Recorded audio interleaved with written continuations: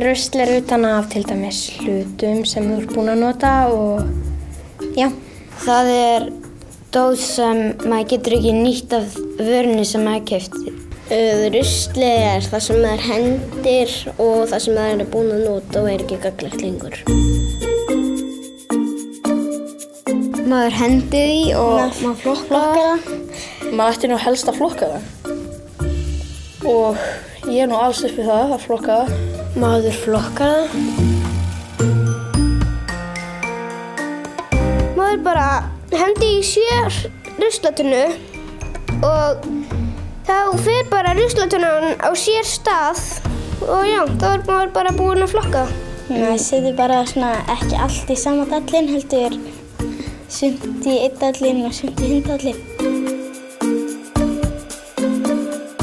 Til að skemma ekki náttúruna og plöntunar. Þú veist, plast myndi fara í sjóinn og þá myndi fiskarnir kannski borða það. Þá myndi þeir deyja. Þá fengju menninir ekki að borða og þá getum við dáið út líka. Bæði það mengar og það hægt að nýta það. Já, eins og getur notað plast í að búa til flíspeyssur. Maður búinn að gleyma að setja gos í frystikeistuna og það orðið gamalt, alveg úldið. Þá getur maður kannski, ef það Coca-Cola, þá getur maður sett Mentos í það og látið það bara fljúga eins og flugvél á svona pall.